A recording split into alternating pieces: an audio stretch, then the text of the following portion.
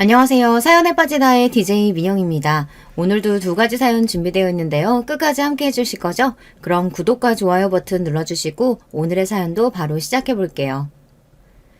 안녕하세요. 저는 사연 채널을 즐겁게 보고 있는 구독자입니다. 정신없이 바쁜 와중에도 짬짬이 챙겨보는 사연 채널 덕에 늘 활력을 얻어 고마운 마음입니다. 그래서 오늘은 용기 내서 제 사연도 한번 들려드릴까 해요. 저는 간호사로 일하고 있습니다. 10년 가까이 대학병원 간호사로 눈코 뜰 새 없이 바쁘게 살아가다 작년에 개인병원으로 이직하게 되었어요. 감사하게도 대학병원에서 함께 근무하시던 교수님께서 절 좋게 봐주신 모양인지 개원하시면서 먼저 스카우트를 제의해 주셨습니다. 곁에서 오래 일하면서 환자에게도 함께 일하는 의료진에게도 늘 매너 있고 의료인으로서 최선을 다하는 모습에 내심 존경하는 마음을 품고 있던 분의 제안이었기에 기쁜 마음으로 과감히 자리를 옮기게 되었습니다. 예비 신랑을 처음 만나게 된 것도 바로 이 병원에서였어요. 저희 병원에 환자로 처음 내원한 신랑은 첫인상부터 순하고 상냥한 사람이었어요. 당시 저는 그간 워낙 간호사로서 바쁘게 살아오기도 했고 딱히 결혼에 대한 생각이 있는 것도 아니었기 때문에 그냥 인상이 참 좋은 분이시구나 정도의 감상이었습니다. 그래서 신랑이 처음 제게 호감을 표시했을 때에도 사실 만나볼 생각은 크게 들지 않았어요. 대학병원에서 오래 근무하면서 마주치게 되는 환자분이나 보호자들 중에서도 간호사에게 관심을 보이시는 분들이 꽤 계셨거든요. 그런 분들 중에는 의료인으로서 직업정신으로 발휘해 보인 친절을 호감으로 착각해서 부담스러울 정도로 다가오시는 분들도 있었고요. 그런 일로 몇 차례 곤욕을 치러보니 일을 하다 만나게 되는 사람의 이성적 관심에는 자연스레 방어적으로 행동하게 되었습니다. 심드렁한 제 대응에도 신랑의 반응은 산뜻했습니다. 제게 호감 표시는 하면서도 결코 선을 넘지 않았어요. 자신의 일방적인 마음이 혹여 제게 부담이 되진 않을지 늘 신경을 기울이고 배려하는 게 느껴졌습니다. 저를 좋아한 사람은 많았어도 제 의사를 이렇게 존중하는 사람은 흔치 않았기에 저 또한 신랑에게 호감을 가지게 되었어요. 1년 가까운 연애 기간 동안 한결같이 자상하고 배려심 넘치는 모습에 결혼을 결심하게 되었습니다. 구체적으로 결혼 이야기가 나오게 된 것은 연애하고 1년 남짓 지났을 때였지만 사실 신랑의 가족들과는 이전부터 안면이 있었습니다. 제가 근무하는 병원이 신랑의 본가 동네에 있어 신랑 부모님들께서도 내원하신 적이 있거든요. 처음 오셨을 때는 신랑에게도 따로 언질도 안 하고 오셔서 저도 그분들이 신랑의 부모님인 줄은 까맣게 몰랐습니다. 아마 신랑에게 만나는 사람이 있다는 걸 아시고는 궁금한 마음에 저를 보러 오셨나 봐요. 그날 저녁에 신랑을 불러놓고 아가씨가 인상이 너무 좋고 너무 싹싹하더라. 저를 칭찬하시고 마음에 들어 하셨다고 하더라고요. 뒤늦게 사실을 안 신랑이 깜짝 놀라 제게 이실직고를 하며 그제야 저도 얼렁뚱땅 신랑 부모님들과의 첫 대면을 하게 되었다는 사실을 알게 되었어요. 그렇게 자연스레 안면을 트게 되고 식사 자리에도 여러 번 초대받게 되며 신랑의 가족들과도 가까워지게 되었습니다. 신랑은 형제가 많아요. 손 위로 형님이 한 분, 누님이 두 분 계십니다. 요즘 저렇게 형제가 많은 집은 흔치 않아 처음엔 좀 당황스러웠어요. 결혼할 사람에게 손윗 형제가 셋이나 있다고 하면 누구나 이런 반응을 보이지 않을까요? 먼저 결혼한 간호사 선배들의 이런저런 결혼 이야기 중에서도 시댁 형제 자매와의 갈등에 대한 부정적인 이야기도 제법 들어온 터라 걱정스러운 마음이 드는 것도 사실이었습니다. 게다가 저는 외동에 부모님이 맞벌이셔서 거의 혼자 자랐다고 해도 과언이 아니거든요. 그래서 형제가 많은 집안의 분위기가 익숙치도 않고 형제가 있는 친구들에게서도 늘 형제와 다투는 이야기만 잔뜩 드러나서 그런지 신랑의 가족들과 잘 어울릴 수 있을지 염려가 되었습니다. 결과적으로는 그런 제 염려는 기우였지만요. 직접 만나게 된 신랑의 가족들은 꼭 신랑을 닮은 사람들이었어요. 누구 하나 모난 사람 없이 사람들이 참 양순하고 수다분했습니다. 처음 섞이는 저도 따뜻하게 품어주시고 마치 막내 여동생 대하듯 살뜰하게 챙겨주시는 모습에서 비로소 신랑의 성격이 어디에서 비롯되었는지 알 수 있었습니다. 그래서 구체적으로 상견례 이야기가 나오게 되었을 때도 사실 크게 걱정하지 않았어요. 부모님이나 형님, 누님분들 모두 잘 배웠고 사실상 저희 부모님을 소개해드리는 정도의 자리라 해도 과언이 아니었거든요. 저희 부모님은 처음엔 신랑이 형제가 많다는 말에 걱정스러워 하셨지만 결혼에 적극적이지 않았던 제가 결혼 이야기를 꺼낸 것을 내심 반가워하시기도 하시며 또 독립적인 제 성향을 늘 지지해 주셨기에 흔쾌히 신랑의 가족들을 만나보겠다고 말씀하셨습니다. 그렇게 상견례 날이 다가왔습니다. 저희 집은 딱히 다른 형제가 없으니 부모님 두 분과 저 셋이 참석하였고, 신랑 쪽에서는 부모님과 형님, 손윗동서가 되실 형님의 부인분, 누님 두 분과 아주버님 되실 형님의 매형 두 분께서도 참석하셔서 제법 북적이는 상견례 자리가 되었습니다. 누님의 남편분들도 이전에 우리 처남 여자친구분 맛있는 거 사드려야 한다며 한사코 고집을 피우셔서 몇 차례 식사를 함께 한 적이 있었거든요. 그래서 그 자리에서 제가 처음 뵌 분은 예비 동서분이었어요. 형님께 듣기로는 몇 년 전에 피부과 개원을 해서 항상 정신없이 바쁘다며 이번에도 인사를 못 시켜 미안하다며 머쓱해 하셨던 게 떠올랐습니다. 상견례 분위기는 꽤 좋았어요. 갑작스레 대가족에게 시집가겠다는 딸 때문에 걱정스러워하시던 부모님께서도 신랑의 가족들과 대화를 나눠보고 차츰 안심하시는 게 느껴졌습니다. 같은 부모의 입장으로 형제 많은 집에 귀한 딸을 보내려는 저희 부모님의 염려를 이해하고 감사를 표하시는 신랑 부모님의 모습에 역시 결혼을 결정한 건 잘한 일이라는 생각이 불쑥 솟아 살짝 어깨가 으쓱하기도 했습니다. 기분 좋게 풀어진 분위기에 가볍게 반주까지 한 잔씩 오가면서 상견례 자리는 양가에 모두 만족스럽게 마무리되었어요. 이 자리에서 처음 뵙게 된 예비 동서는 별말 없이 조용히 식사만 해서 이야기를 나눌 기회는 없었지만요. 그분 입장에서 저나 제 부모님들도 처음 보는 사람들인데 대면대면한 게 당연한 일이겠거니 대수롭지 않게 생각하고 넘어갔습니다. 앞으로 평생 보게 될 사람인데 이야기 나눌 기회야 충분하지 않겠나 싶기도 했고요. 형님을 통해 예비 동서에게 넷이서 식사라도 한번 하자는 연락을 받게 된 건 상견례 바로 다음 날이었습니다. 그동안 숱하게 있었던 신랑 가족과의 모임에서 한 번도 모습을 보이지 않다가 갑작스레 연락을 받게 되어 조금은 의아하기도 했지만 이제 상견례도 했겠다. 직접 얼굴을 마주하기도 했으니 새롭게 식구가 될 제가 궁금하기도 했겠다 싶었어요. 그동안 가족들과 막내가 있었다고 해도 결혼 이야기가 오갈 때도 아니고 그저 여자친구니까 크게 신경이 쓰이지 않았다 하더라도 이제는 손 아랫동서가 될 사람이니 이런저런 이야기도 나누고 싶으실 테고 저도 예비 동서와 잘 지내고 싶은 마음이 컸기 때문에 곧장 약속을 잡았습니다. 약속 장소는 형님 댁이었습니다. 그간 자주 얼굴을 보기는 했지만 형님 댁으로 방문한 건 이번이 처음이어 조금 긴장했어요. 상견례 이후라서 그런지 이제 진짜 가족이 될 사이라 생각하니 솔직히 더 잘 보이고 싶은 마음도 컸습니다. 그래서 신랑과 상의해서 첫 방문 선물도 고심해서 골랐습니다. 휴지나 세제는 너무 성의 없어 보이고 그렇다고 받는 사람이 너무 부담스러울 만한 선물도 피하려고 하니 선물 고르는 것 하나도 쉽지가 않더군요. 그러다 신랑이 형수님께서 향수를 자주 뿌리시는 것 같다는 말에 향을 좋아하시나 싶어 고민 끝에 명품 브랜드의 디퓨저를 선물로 낙점했습니다. 마음에 들어 하시면 좋겠다고 생각하며 들어선 형님 댁은 제법 평수도 넓고 깔끔하게 잘 관리된 아파트였습니다.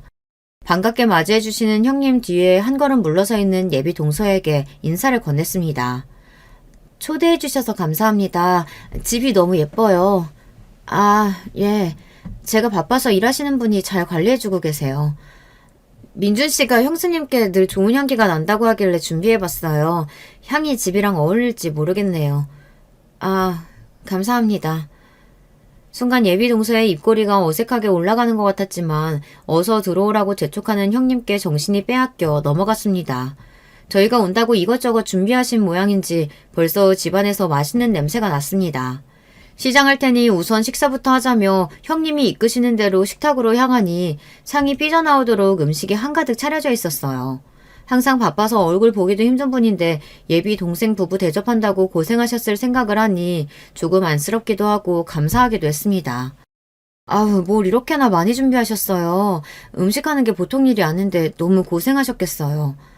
아, 그거 남편이 한 거예요. 순간 분위기가 싸해졌습니다.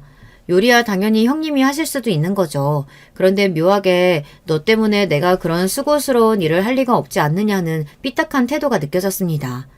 저만 그렇게 느낀 건 아니었던지 신랑과 형님의 얼굴에도 당혹감이 스쳤습니다. 아, 내가 요리가 취미라서 변변찮은 솜씨긴 하지만 그래도 우리 재수씨 집에 처음 초대하는 건데 힘 좀 줘봤어요. 이 사람이 병원 때문에 바빠서 요리를 많이 안 해봤거든. 그래서 내가 조금 나으니까 입맛에 맞았으면 좋겠네. 그래, 내가 너무 예민하게 받아들인 거겠지. 식구들끼리 얼굴도 다 봤겠다. 결혼도 결정됐는데 이제 와서 어깃장 놓을 것도 아닌 거고. 원래 그냥 말투가 저런가 보다. 하며 조금은 찝찝한 마음을 완전히 물리치지는 못하고 식탁에 앉았습니다. 약간 어색해진 분위기를 풀어보려고 형님과 신랑은 연신 제 앞에 반찬을 밀어주고 분위기를 바꾸려고 애썼습니다. 저번에 식사할 때 보니까 생선을 잘 먹길래 졸여봤어요. 오늘 아침에 직접 수산시장 가서 사온 거니까 먹을만 할 거예요. 많이 들어요. 아, 네, 감사합니다. 생선조림 너무 맛있어요. 아주버님 이렇게 요리 잘하시는 줄은 몰랐네요. 형님 너무 좋으시겠어요. 우리 형이 동생들 먹인다고 어릴 때부터 이것저것 맛있는 거 많이 만들어줬어. 못 만드는 게 없다니까. 맛있지?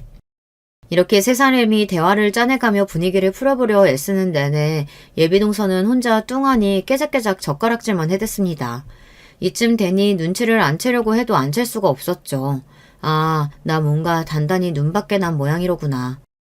문제는 아무리 생각해도 도대체 뭐 때문에 눈밖에 난 건지 알 수가 없었다는 겁니다. 예비 동서를 본 건 일주일 전 상견례 날이 처음이었어요. 그 이후로 직접 연락을 한 적도 없거니와 나쁜 인상은커녕 아예 어떤 인상을 줄 만한 시간적인 여유도 없었으니까요. 그렇다고 제게 그렇게 살뜰하게 대해주시는 형님께서 예비 동서에게 저에 대한 무슨 나쁜 말을 전했을 것 같지도 않았어요. 여기까지 생각이 미치자 차라리 기분이 차분해졌습니다. 아무리 생각해도 제가 잘못한 것이 없다면 내가 괜히 꿀릴 것이 없잖아요. 사실 그동안 신랑의 가족분들이 모두 저를 반겨주시고 좋아해주시는 게 운이 좋았던 거지 내가 딱히 마음에 들지 않을 수도 있는 거지 싶었습니다. 그리고 그게 이제야 만나게 된 예비 동서일 뿐인 거죠. 그렇게 생각을 정리하는 동안 어찌어찌 식사가 마무리되었습니다. 식사하는 내내 뚱해 있던 예비 동서는 갑자기 집 구경을 시켜주겠다며 저를 불러냈습니다. 올 것이 왔구나 싶었죠. 평소 자잘한 부분까지 배려가 몸에 배인 사람답게 예민하게 이상 기류를 눈치챈 신랑이 슬쩍 끼어들었지만 말없이 신랑의 손을 꽉 잡아 말렸습니다. 어차피 한 번은 맞닥뜨려야 할 상황이니 차라리 내가 마음에 들지 않는 이유라도 시원하게 들어야 직성이 풀릴 것 같았거든요. 집이 너무 예쁘고 깔끔해요. 병원 일도 많이 바쁘시다고 들었는데 집까지 이렇게 예쁘게 관리하시는 거 정말 대단하세요. 관리해주는 사람 따로 있다니까. 병원 때문에 바쁜데 여기까지 신경 쓸 시간이 어디 있겠어요. 둘만 남게 되자 더 노골적으로 느껴지는 저기의 은근한 반말. 이제 의심의 여지가 없어졌습니다. 아, 이 사람 나를 싫어한다는 걸 감출 생각조차 없는 거구나. 그렇다면 굳이 이 사람에게 잘 보이기 위해 괜한 에너지를 소비할 생각이 없었습니다. 지금까지 일해오면서 정말 별의별 사람들을 다 겪었고 모든 사람들이 나를 좋아할 수 없다는 건 너무 절절하게 경험해 왔습니다. 또 그런 사람들에게 일일이 상처받지 않을 만큼은 단단해져 있었고요. 그렇다면 예의는 지키되 비굴해지지는 말자. 먼저 선을 넘지는 않지만 할 말은 하자. 그렇게 마음먹었습니다. 집은 도련님이 하기로 한 거예요? 요새 남자가 혼자 집에 오는 경우 없는 거 알죠? 여태 직장 다녔으니까 그래도 좀 모으긴 했을 텐데. 그래도 이만한 집 할 정도는 안 되지 않나? 집은 욕심 안 버리고 저희 형편에 맞춰서 함께 준비하기로 했어요. 그 사람 지금까지 성실하게 직장생활했고 말씀하신 대로 저도 지금까지 쉰 적 없이 꾸준히 일해서 어디 손 벌리지 않고 저희 둘이서 충분히 해나갈 수 있습니다. 손 벌리는 거야 당연히 안 되지. 어른들도 본인들 노후 대비해야 되는데 보탬이 되면 모를까. 굳이 직접 집 구경을 시켜주겠다며 저만 따로 불러낸 이유를 알 것 같았습니다. 한마디로 너 이 정도 짐 못 태우지 이거였겠죠. 사실 틀린 말은 아니었습니다. 요새 집값이야 굳이 제가 말을 얹지 않아도 내 집 마련이 쉽지 않다는 건 다들 아실 테니까요. 그래도 말한 대로 지금껏 제 직업에 자부심을 가지고 열심히 쉬지 않고 일해왔고 제가 가진 것 이상의 욕심을 내는 허영을 부릴 생각도 없었습니다. 신랑과 지금처럼 성실하게 살아가면 형님 댁만큼 넓은 평수는 아니어도 가정을 꾸리기에는 부족하지 않을 정도의 집은 저희끼리 충분히 마련할 수 있었어요. 그리고 저는 지금도 그것에 한치의 부끄러움도 없습니다. 동네 병원에서 간호사 한다면서요? 안 봐도 뻔히 박봉일 텐데 어떻게 도련님 같은 사람을 다 만났네요? 네, 그 사람이 절 좋게 봐줘서 지금까지 잘 지내고 있어요. 가족분들도 다들 반겨주셔서 참 감사해요. 요즘 좋은 사람 만나기가 쉽지 않잖아요. 형님이랑도 같은 의료인들끼리 공감도 많이 할 테고 잘 지내고 싶어요. 앞으로 잘 부탁드릴게요. 같은 의료인? 아직 집 구경하는 중이야? 후식 준비됐어. 형수님도 얼른 같이 가세요. 혹여 제가 당하고 있지는 않을까 금세 따라붙은 남편 덕에 대화는 거기서 끝이 났습니다. 뒤통수에 따갑게 달라붙는 시선이 느껴졌지만 뒤돌아보지 않고 신랑과 자리를 떴습니다. 그날 예비 동서와의 대화는 그게 마지막이었고요. 이제 완전히 분위기를 파악한 형님께서 어떻게든 제 기분을 상하지 않게 마음을 풀어주려고 애쓰시는 게 안쓰러울 정도였어요. 그러는 동안 예비 동서는 말 한마디도 안 하고 분위기를 굳히는 데 일조했고요. 미안해, 많이 당황스러웠지? 형님 댁을 나서자마자 신랑으로부터 사과의 말이 튀어나왔습니다. 사실 사과해야 할 사람은 따로 있지만 그래도 눈치 없이 굴지 않고 제 마음부터 도닥이는 신랑의 말에 괜히 눈물이 날 것 같았어요. 당당하게 행동하자고 다짐했지만 그래도 낯선 사람의 저기와 마주하는 일은 여전히 어려운 일이니까요. 제 딴에는 잘 지내보고 싶어서 신경 써서 선물까지 준비해 갔는데 그런 대접을 받으니 속으로는 마음이 많이 상했던 것 같습니다. 형수님이 평소에 말수도 많이 없으시고 바빠서 우리 식구들이랑은 자주 만날 일이 없어. 내가 신경을 많이 못 썼어. 오늘 자기 마음 많이 상했을 텐데 앞으로는 둘이 최대한 마주치는 일 없도록 내가 더 신경 쓸게. 솔직히 오늘 많이 당황스러웠던 건 맞아. 그동안 자기 가족들이 다 너무 잘해주셔서 이런 일이 생길 줄은 몰랐거든. 저는 굳이 숨기지 않고 예비 동서와 단둘이 있을 때 나눴던 대화를 신랑에게 전해주었습니다. 처음에 한 번은 그냥 넘어갈까 싶기도 했지만 나 혼자 참아봐야 상대방이 태도를 바꾸지 않으면 같은 일이 또다시 반복되리라는 건 불보듯 뻔한 일이니까요. 무엇보다 시작부터 신랑에게 감추는 일을 만들고 싶지 않았어요. 제 말을 들을수록 신랑의 얼굴이 사색이 되어갔습니다. 형수님께 반드시 사과를 받아야 한다며 답지 않게 흥분하는 신랑을 보며 그래도 이 사람이 내 편이니 당당하게 행동하길 잘했다는 생각이 들었습니다. 솔직히 별로 사과받고 싶은 생각은 없어. 방금 전까지 그렇게 말했던 사람이 갑자기 생각이 바뀐 것도 아닐 거고 그런 사람이 사과하는 게 뭐 얼마나 의미가 있겠어. 대신 앞으로는 나 안 참을 거야. 내가 불어 일을 키우지는 않을 테지만 그쪽에서 무례하게 군다면 나도 할 말 다 할 거고 싸울만 하면 싸우기도 할 거야. 그래도 괜찮겠어? 신랑은 두말 없이 제 편을 들어주었습니다. 혹여나 이런 일이 일어난다면 절대 숨기지 말고 자기한테 꼭 말해야 한다며 다짐도 단단히 받아냈고요. 신랑과 확실하게 이야기를 끝내고 나자 무거웠던 마음도 조금은 가벼워지는 것 같았습니다. 앞으로 어떻게 대처해야 할지도 어느 정도 정리가 되는 기분이었어요.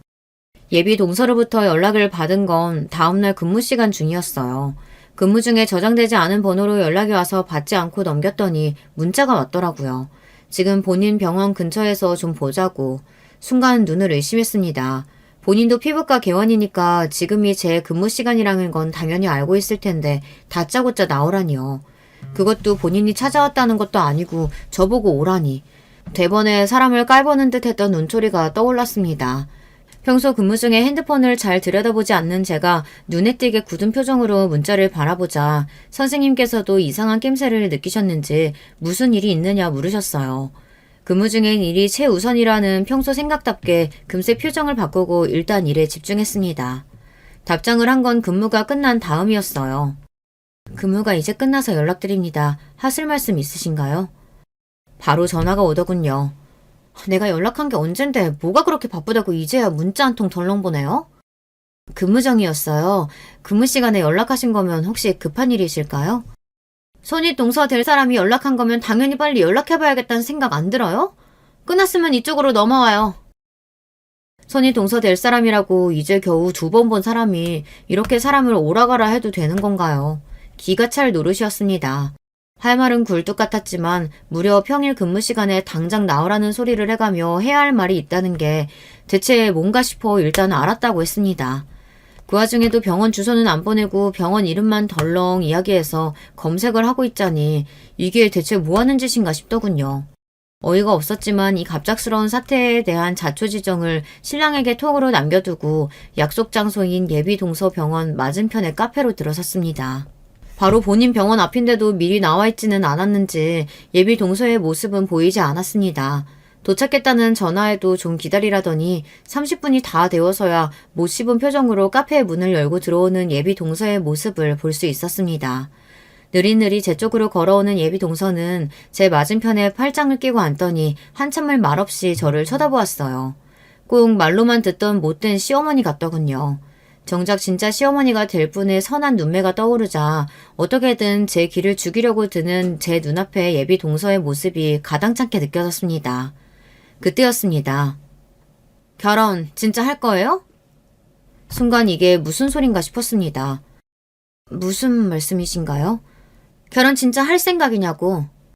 너무 기가 막혀서 말문이 탁하고 막히더군요.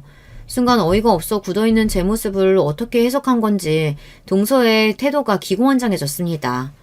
그러더니 언제 꺼다 놓은 보리자루처럼 입국 다물고 있던 사람이었는지 의심스러울 정도로 포간을 쏟아내기 시작했어요. 솔직히 어제 우리 집 와봤으면 생각이 있는 사람이면 뭔가 좀 느끼는 게 있어야 하는 거 아닌가? 결혼이 무슨 애들 장난도 아니고 고만고만하게 뭐 맞는 게 있어야 하는 거지. 이건 처져도 너무 처지는 거 아니야? 순간 놀라서 손이 덜덜 떨렸습니다. 저를 마음에 들어하지 않는다는 건 알고 있었지만 저렇게 대놓고 원색적인 태도로 나올 거라고는 생각을 못했었거든요. 요즘 세상에 부모 반대도 저렇게까지는 안 하겠다 싶을 판에 손윗동서가 저렇게 몰상식하게 본인 시동생 결혼을 파토내겠다며 상대방을 따로 불러내서 대거래한다는 게 제 상식으로는 도저히 이해가 가지 않았습니다. 처지다뇨? 제가 민준 씨한테 처진다는 뜻인가요? 그럼 도련님이 그쪽한테 처지겠어요? 무슨 당연한 소리라고 있어. 그쪽 동네 병원 간호사 한다면서. 그럼 몇 년이나 더 일하겠어? 결혼하고 일함답시고 애 낳기 전까지 좀 깔짝거리다가 집에 들어앉겠지. 집도 말이 같이 한다는 거지. 몇 년 일하다가 집에 들어앉으면 결국 그 집 다 우리 도련님이 해오는 거 아니야? 나 결혼할 때는 한창 결혼한다고 정신없을 때여도 집 딱 반반 맞춰서 해왔어. 사람이 처지면 인간적으로 챙겨올 거라도 제대로 챙겨야 기본 예의 아니야? 요새는 다들 왜 이렇게 양심이 없나 몰라. 양심... 그럼 양심이 없지. 지금 그쪽 태도가 양심 있는 사람이에요? 애초에 직업도 그래. 내가 진짜 저번에 기가 막혀서. 같은 의료인? 누구랑 비교하는 거야 진짜. 이봐요.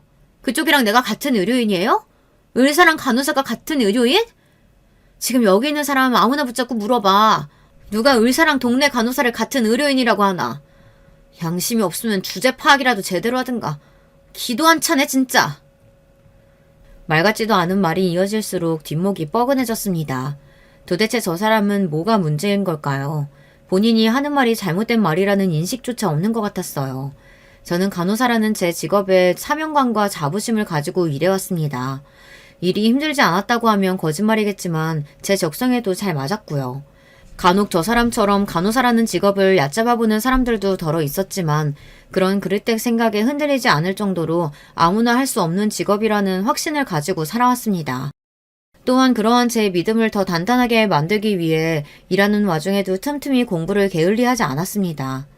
간호사는 의료계 종사자로서 전문 지식을 가지고 환자를 대하는 엄연한 전문직입니다.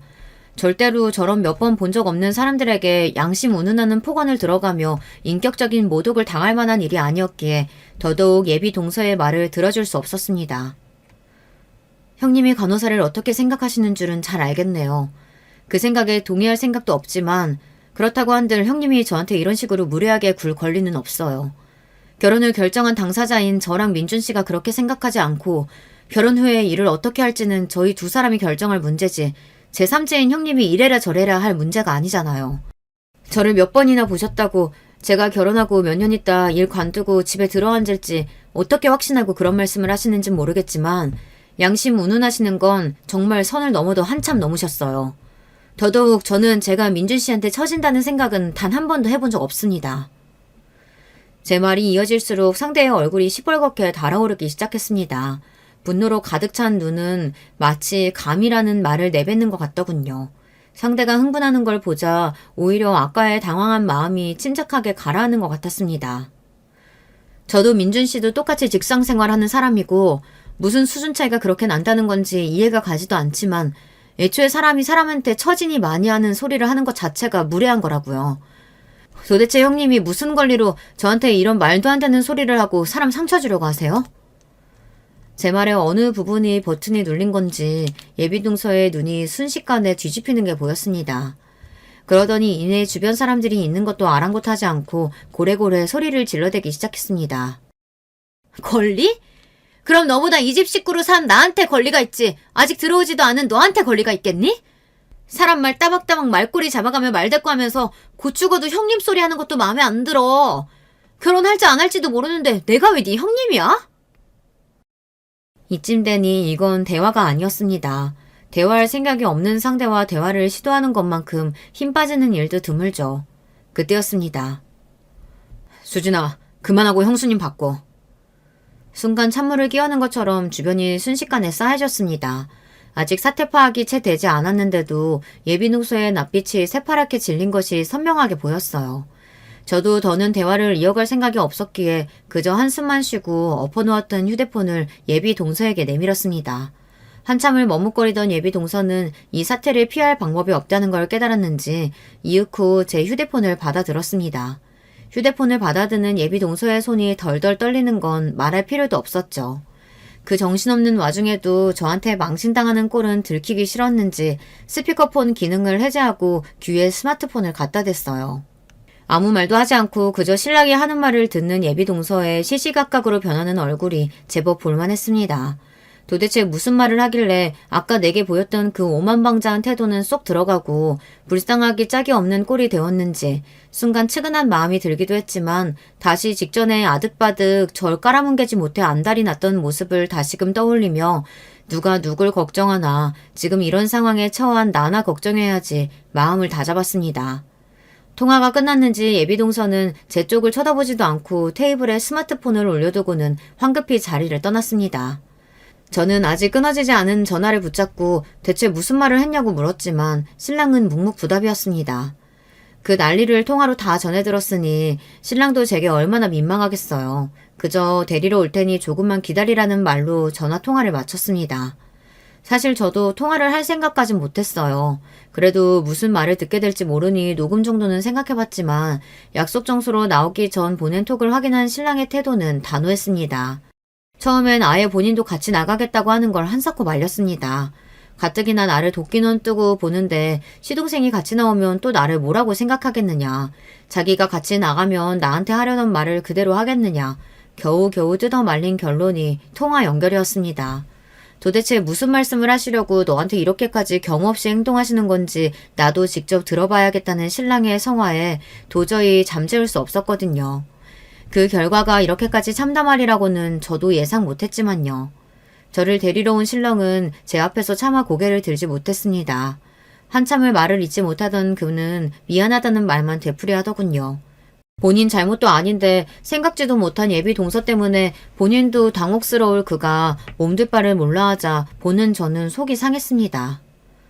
앞으로 형수님 연락은 일절 받지 마. 그럴 일도 없겠지만 혹여나 연락해야 할 일 생기더라도 내가 다 알아서 할게. 앞으로 절대 부딪히는 일 없도록 할게. 미안해 정말. 저 역시 더는 이런 피곤한 일을 겪고 싶지 않았기에 신랑이 하자는 대로 따르기로 했습니다. 신랑의 가족들 모두와 정말 잘 지내고 싶었던 건 진심이었지만 제 직업적, 인간적 자존감까지 깎아가며 저를 조금도 존중하지 않는 사람에게 숙이고 싶진 않았습니다. 게다가 제가 그럴 의지가 있다고 하더라도 상대방의 타도가 변하지 않는 이상 계속해서 이런 상황이 반복될 것이니까요. 그건 형님과 각별한 사이인 신랑에게도 분명 상처가 될 만한 일이었으니까요. 그렇게 소동은 일단락 되는 듯 했습니다. 예비 동서로부터 또다시 연락을 받기 전까지는요. 야, 너 야비하게 도련님까지 끌고 오더니 내 남편한테까지 쪼르르 일러바쳤니? 네 결혼 깨질까봐 남의 가정 파탄내겠다는 거야 뭐야? 뭐 이런 독해 빠진 게 다 있어. 갑자기 벼락같이 들이친 호통에 어안이 벙벙해졌습니다. 신랑과 이야기한 후로 몇 번 예비 동서 핸드폰으로 연락이 왔지만 받고 있지 않았었는데 제가 연락을 받지 않으니 모르는 번호로 연락을 해온 모양이에요. 형님이세요? 저번에 그렇게 쏟아내고도 아직 할 말이 남으셨나요? 계속 그런 식으로 말씀하실 거면 저는 할 말 더 없으니까 이만 끊겠습니다. 별것도 아닌 게 건방지게 동네 간호사 나가는 주제에 뭘 믿고 나한테 있다 이러고는데 너 동네 장사 한 다리 건너 하나면 다 아는 사람이야. 그나마 지금 다니는 데서도 잘리고 싶어? 이런 싸가지 없는... 더 듣지도 않고 전화를 끊어버렸습니다. 아주 말끝마다 동네 간호사, 동네 간호사. 이쯤 되면 진짜 해보자는 거지 싶었습니다.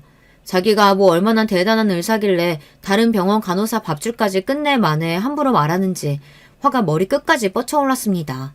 제 나름대로는 10년 넘게 성실하게 경력을 쌓으며 믿을 만한 의사 선생님께 인정받아 옮겨온 자리였거든요. 그런 제 노력을 제대로 알지도 못하는 사람이 폄하하는 게 마치 제 인생 자체를 부정당하는 기분이었어요. 동네 간호사가 뭐 어때서요? 당장 본인도 동네 간호사 도움받으면서 병원 꾸리고 있을 텐데 이런 식의 몰상식한 태도는 도저히 용납할 수가 없었습니다. 여러분이라면 가만히 참고 계실 수 있으신가요? 네, 저는 더는 참지 않기로 했습니다. 예비동서의 어처구니 없는 발언에도 단 한 가지 맞는 점이 있다면 동네 장사 한 다리 건너 하나면 다 아는 사람이라는 겁니다. 물론 그건 예비동서에게도 예외가 아니죠. 간호사 밥줄 그렇게 함부로 경솔하게 언급하는 사람이 본인 병원 간호사라고 극진히 대접해 줄까요?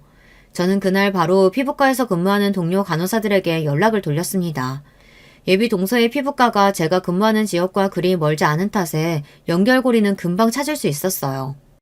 아니나 다를까 그간 전적이 아주 화려하더군요. 전공의 과정을 끝내자마자 전문의 과정을 거치지 않고 페이닥터로 다른 개원회 밑에서 여러 번 자리를 옮겨가며 일하다 3년 전에 자신의 병원을 개원했다고 하더라고요. 페이닥터로 일할 때도 자주 자리를 비우고 간호사에게 시술을 떠넘겨서 곤란에 처한 간호사도 한둘이 아니었습니다. 사실 그리 놀랍지 않았습니다. 자각이 있는 의료인이라면 업무적으로 부딪힐 일이 있을지언정 같은 의료계의 종사자를 그렇게 낮잡아 보고 폄하할 수는 없으니까요. 병원의 상호 자체도 문제였습니다. 전문의가 아니니 피부과 의원이라는 상호를 사용할 수 없음에도 명의만 의원으로 등록하고 간판에는 떡하니 피부과 의원으로 기재를 해두었더라고요. 환자들로 하여금 전문의가 직접 진료한다는 착각을 유도하는 흔한 편법이었습니다. 그 다음은 쉬웠어요. 우선 평일에 하루 연차를 쓰고 예비동서 병원이 있는 지역에 사는 친구에게 부탁해 그 지역에서 회원수가 가장 많은 맘카페에 게시글을 올렸습니다. 피부과 전문의가 아님에도 불구하고 간판에 떡하니 피부과 의원으로 기재해 소비자들을 우롱하는 어떤 동네 피부과에 대해서 말이죠. 당연히 누구나 피부를 전문으로 다루는 피부과 전문의에게 진료와 치료를 받고 싶지 않겠어요. 다만 일반 소비자 입장에서는 그 차이를 직접 확인하기 쉽지 않으니 모르고 병원에 가는 경우가 대부분입니다. 그러나 모르면 몰랐을까 전문의도 아닌데 마치 전문의인 척 교묘하게 환자들을 속여 병원을 운영했다는 사실을 알게 된다면 어느 누구도 그 병원을 다시 찾으려고 할까요? 글을 올린 뒤 저는 곧장 예비 동서의 병원으로 향했습니다. 그렇게 오라가라 성화를 해댔는데 한번 못 가줄 것도 없었어요. 병원 입구를 박차고 들어가자 평일 오후 시간대였음에도 제법 환자들이 많았습니다. 저는 진료실 쪽은 쳐다보지도 않고 바로 시술실로 향했습니다. 역시 예상하던 풍경이 그대로 펼쳐져 있더군요. 그 다음엔 망설이지 않고 곧장 원장실 문을 열었습니다. 벌컥 문을 열어젖히자 진료 중간 잠시 뜨는 시간이었는지 혼자 앉아있던 예비동서가 놀라서 눈을 동그랗게 뜨고 저를 쳐다보았어요. 잠시 상황을 파악하다 이내 경악하는 표정이 되어 입을 열려는 예비동서보다 제가 먼저 선수를 쳤습니다. 이 병원에서는 의사가 직접 시술 안 하나 보죠? 쩌렁쩌렁한 제 목소리에 일순간 병원 안의 모든 시선이 제게로 꽂혔습니다. 순간 멈칫한 예비동서가 눈에 띄게 당황한 낯빛으로 제 말을 끊으려 했지만 아랑곳하지 않고 제 할 말을 이어갔어요. 이 병원의 의사라곤 원장님 한 분뿐인데 시술실에선 다른 분이 시술하고 계시네요? 갑작스러운 저의 등장으로 조용했던 병원 안이 웅성웅성 소란스러워지기 시작했습니다. 네, 의료 종사자가 아닌 사람들은 착각하기 쉽지만 주사를 비롯한 모든 피부과 시술은 법적으로 의사가 하게 되어 있습니다. 흔히 환자들의 입장에서는 병원 내에 근무하는 사람이니 그중 누군가가 시술을 해도 그러려니 하지만 시술은 엄연히 의사의 몫입니다. 제가 직전에 확인한 시술실에서는 간호사가 주사를 시술하고 있었습니다. 이전에 페이닥터로 일했던 곳에서도 대리 시술로 여러 간호사들에게 곤욕을 치르게 한 바가 있는 사람이니 본인이 원장인 병원에서는 얼마나 제멋대로 행동했을지 자명한 일이었습니다. 다급히 제 입을 막으려 드는 예비동서를 뒤로하고 저는 쐐기를 박았습니다. 근데 대리 시술은 불법이잖아요. 여기 원장님도 피부과 전문이 아니라던데. 웅성거리던 소리는 이내 큰 소리로 바뀌었습니다. 대리 시술이 불법이라는 걸 몰랐던 환자더라도 면전에서 불법 시술이 자행되고 있다는 말을 들었는데 아무렇지 않아 하는 게 더 이상한 거겠죠. 당장 가장 격한 반응을 보인 사람들은 실시간으로 시술을 받고 있던 환자들이었어요. 제 목소리가 시술실까지 흘러 들어갔던 모양입니다. 시술실을 박차고 나온 환자들은 잔뜩 흥분한 얼굴로 예비동서에게 무서운 기세로 따지기 시작했습니다. 이거 지금 불법 시술이에요? 나 여기 다닌 지 6개월 넘었는데 그럼 내나 불법 시술 받은 거예요, 나? 나 얼굴에 무슨 문제 생기면 당신이 책임질 거야? 여기 갖다 바친 돈이 얼만데 그럼 이때까지 시술도 직접 안 하고 내 돈 꽁으로 먹었다는 거야? 여기 피부과 의원이라길래 당연히 피부과 의사가 진료하는 줄 알았지. 그럼 피부과 의사도 아니면서 속이고 장사한 거야? 마침 사람이 많았던 만큼 소란은 걷잡을 수 없이 커졌습니다. 예비동서의 병원은 그동안 그 지역에서 제법 자리를 잡은 모양이었습니다. 처음 들어설 때 목적이 확실했던 만큼 보이지 않던 것들이 할 말을 하고 나자 보이기 시작했어요. 의사는 본인 하나뿐이었지만 간호사 수도 여러 되었고 혼자서 개업한 병원치고는 제법 규모가 큰 편이었습니다. 이 정도 병원에 저 정도 환자 수면 수입이 적은 편도 아닐 텐데 그렇게 일이 하기 싫었으면 차라리 페이닥터라도 들여 합법 시술을 할 일이지라고 생각하며 속으로 혀를 쳤습니다. 그리고는 동병상련의 마음으로 이 당황스러운 상황 속에서 이리 뛰고 저리 뛰는 가엾은 간호사들을 바라보았어요. 아무리 원장의 지시사항을 거부할 수 없는 간호사의 입장이라 할지라도 불법 시술 장면을 환자들에게 적나라하게 노출당한 직후이니 그들도 마른 하늘에 날벼락을 맞은 꼴이었을 테니까요. 그 와중에도 성난 시술 환자들의 항의는 도무지 잦아들 줄 몰랐습니다. 불법 시술에 무슨 돈을 내? 환불해! 당장 환불해! 오늘 것만 말하는 게 아니라 그동안 냈던 것도 싹 다 돌려받아야 돼. 사람이 이렇게 많은데 겁도 없이 불법 시술을 하는데 이전이라고 안 했겠어? 저거 의사 가운 싹 벗겨버려야 돼. 환자들도 동네 사람들이다 보니 죄다 건너 아는 사이로 보였습니다. 아는 사람들끼리 서로 쿵짝이 맞아 쉴 틈 없이 몰아붙이니 거기서 제가 뭘 더 할 일도 없었습니다. 어리둥절하게 상황을 지켜보던 대기 환자들도 슬그머니 병원 밖으로 나서기 시작했습니다. 동네 장사에서 성난 동네 소비자만큼 무서운 것도 없죠. 이제 저들이 소문에 날개를 달아줄 겁니다. 갑작스럽게 맞닥뜨린 상황에 제대로 대꾸도 못하는 예비동서를 지그시 바라보고는 저는 병원 문을 나섰습니다. 상견례에서부터 오늘에 이르기까지 비록 짧은 시간이긴 했지만 제 나름대로 마음에 맞힌 게 많은 만큼 속이 시원하지 않을까 했는데 생각만큼 극적인 기분이 들지는 않았습니다. 제가 예비동서의 병원에 대한 게시글을 올리고 병원까지 찾아와 말 몇 마디 더 보태기는 했지만 이야기한 건 모두 사실 그대로일 뿐 그걸로 예비동서가 제게 진심 어린 사과의 말을 건네거나 반성한 일은 없다는 걸 잘 알고 있기 때문일지도 모릅니다. 단지 도대체 왜 그렇게까지 처음 보는 내게 적개심을 가지고 내 행복을 깨트리려고 안간힘을 썼을까 입맛이 있었습니다.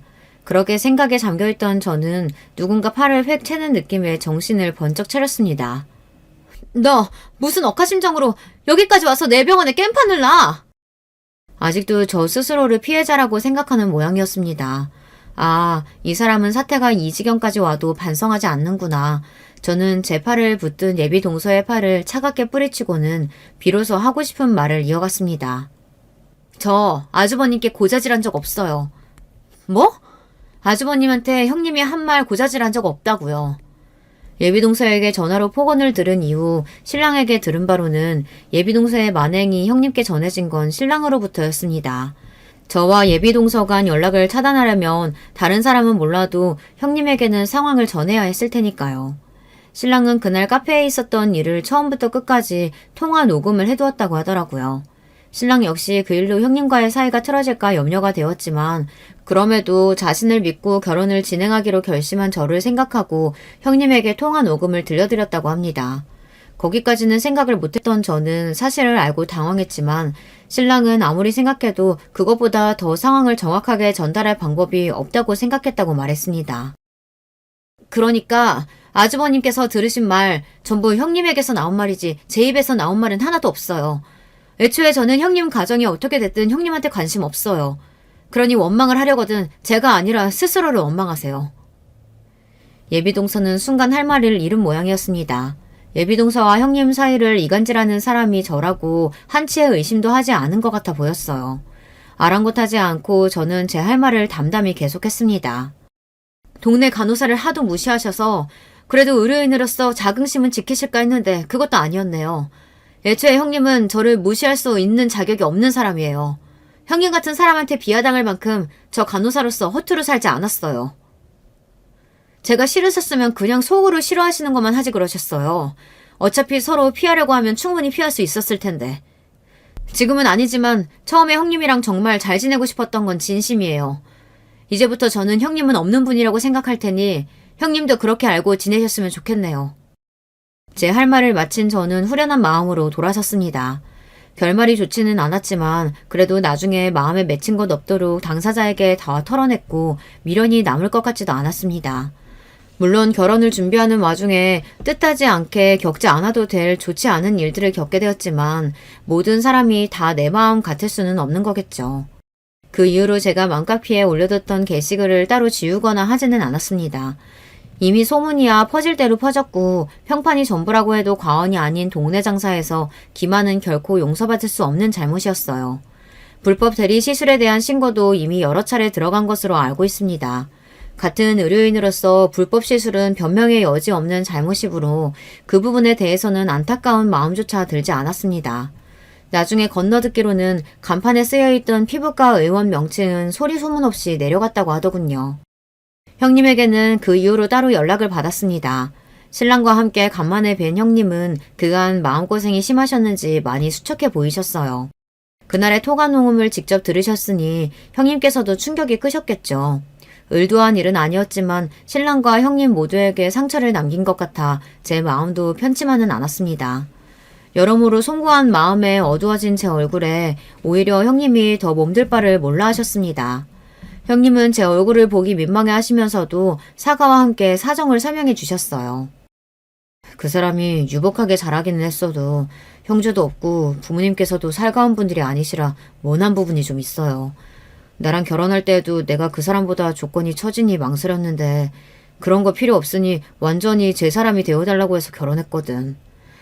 내 입장에서는 늘 혼자 아등바등 하는 것 같아서 안쓰럽기도 하고 내가 형제들이랑도 가깝고 부모님이랑도 각별하니 그것도 제 사람 뺏기는 기분이 들었나 봐. 내 나름대로 우리 식구들이랑 잘 지내게 되면 좀 나아지려나 했는데 애를 써봤는데도 영 섞이질 못하더라고. 그래서 우리 가족들하고 잘 지내는 재수씨가 더 질투가 났나 봐. 그렇다고 해도 절대 해서는 안 될 행동을 했지. 재수씨한테는 정말 입이 10개라도 할 말이 없어요. 정말 미안합니다. 앞으로 재수씨랑 우리 민준이 불편할 일 절대 없을 거야. 세상에 사정 없는 사람이 누가 있을까요? 형님 말씀을 들으니 예비동서에게 조금은 안타까운 마음이 들기도 했습니다. 그러나 역시 형님 말씀처럼 그렇다고 해서 그런 행동을 하는 게 용납될 수는 없겠죠. 무엇보다 그 이후로 예비 동서에게 따로 사과의 말을 듣거나 하는 일은 없었습니다. 충분히 예상한 일이었기에 별 다른 생각은 들지 않았어요. 그보다 이 일로 혹여나 신랑과 형님의 사이가 틀어지지 않을까 걱정했던 일이 일어나지 않았다는 것으로 만족하기로 했습니다. 결과적으로 결혼식은 가족들의 사랑과 배려 속에서 행복하게 잘 치러졌습니다. 이제는 정말로 법적으로 제 손윗동서가 된 예비 동서만 빼고요. 그 과정을 가족들에게 이해시키기 위해서 신랑과 형님이 나머지 가족분들에게 어떤 이야기를 했는지 저는 구체적으로 알지는 못합니다. 신랑과 형님은 제가 했던 약속 그대로 그 이후로 제가 동서 때문에 불편한 일은 일절 만들지 않았습니다. 가족들 역시 대강 사정을 알게 된 듯 했지만 불어 제 앞에서는 내색하지 않으려고 하시는 게 눈에 보였어요. 저 역시 그 이후로 동서와 연락을 한다든가 직접 대면하는 일은 없었습니다. 여전히 저를 살뜰하게 잘 챙겨주시는 시댁 가족들을 볼 때면 가끔 이 사이에서 어울리지 못했다는 동서가 문득 생각날 때도 있었지만 그저 이렇게 지내는 관계라는 것도 있는 거겠죠. 물론 모든 식구가 처음 만났을 때처럼 화목하게 오순도순 지낼 수 있다면 그보다 더 좋을 수는 없겠지만요. 저를 위해서도 또 형님을 위해서도 서로 거리를 두고 각자의 삶을 살아가는 게 나을 수도 있다는 점을 받아들이고 지내기로 했습니다. 지금까지 이렇게 지내는데 큰 불만은 없습니다. 저는 제 결혼 생활과 시댁 식구들과의 관계에 충분히 만족하고 있고 여전히 간호사로서 하루하루를 열심히 살아가고 있습니다. 사람들과의 원만한 관계는 인생에 있어 정말 중요한 부분이에요. 하지만 그보다 더 중요한 것이 자존감을 잃지 않고 나 스스로를 중심에 두는 삶이 아닐까 하는 생각이 듭니다. 여러분들도 그 누구보다도 나를 소중히 여기는 오늘을 살아가셨으면 좋겠습니다. 긴 이야기 들어주셔서 감사합니다. 오늘도 행복하시길 바랄게요. 여러분, 두 번째 사연 시작하기 전에 좋아요, 구독 꼭 눌러주실 거죠? 그럼 두 번째 사연 바로 시작합니다. 안녕하세요. 우연히 접하게 된 이후로 완전히 열혈 팬이 되어버린 사빠 채널에 저의 이야기 한 편을 용기 내서 보내봅니다. 저는 남편하고 제가 아르바이트를 하고 있던 곳에서 만났어요. 그때 제 나이가 20대 중후반일 때였는데요. 저는 커피와 빵을 함께 파는 카페에서 마감 업무를 하고 있었고 남편은 그 근처에서 직장 생활을 하고 있었죠. 제가 그 나이에 아르바이트만 했던 건 아니고요. 사실 직장 일이 끝나고 나서 그러니까 퇴근 후에 추가로 일을 하고 있었던 거예요. 투잡이었는데 제 형편을 익히 아시는 직장 상사분께서 경업을 눈감아 주신 덕분에 가능했습니다. 조금 부끄럽고 민망하지만 분명한 사실인 건 제 친정 집안이 무척 불우하고 가난하다는 점이었네요.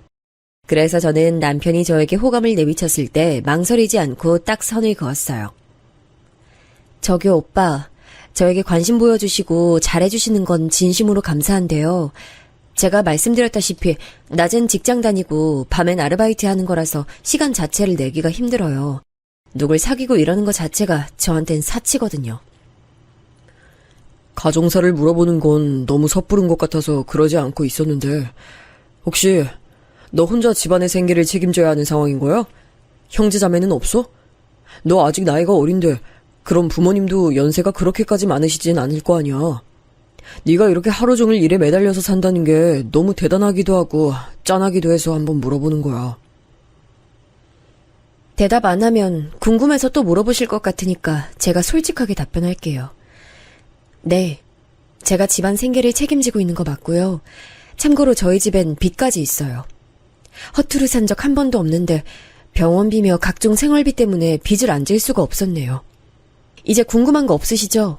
저 가볼게요. 남편이 저에게 자기 마음을 표현했던 어느 날이었는데 저는 그 앞에서 그런 속사정이나 속사포처럼 줄줄 읊어버리고 돌아섰습니다. 홧김에 내질러버리긴 했는데 속으로 얼마나 창피하고 비참했나 몰라요. 왜 그런 이야기들을 다 해버리고 말았을까 싶어 정말 많이 후회했습니다. 저는 남편이 다시는 저를 찾아오지 않을 줄 알았는데 이튿날 또 제가 알바하는 곳으로 얼굴을 비쳤어요.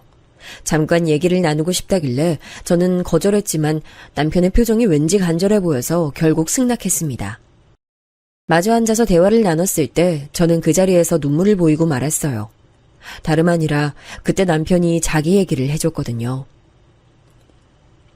나도 내 얘기를 좀 해줄까 싶어. 나는 위로 누나 2명, 아래로 남동생 1명 있는 4남매 집안 셋째야. 그리고 엄청 가난해.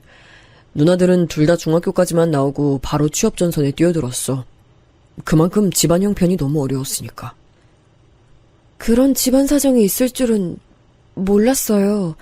늘 웃는 얼굴만 하고 계셔서 구김살 없이 자라오셨을 줄로만 알았어요. 제 착각이었네요.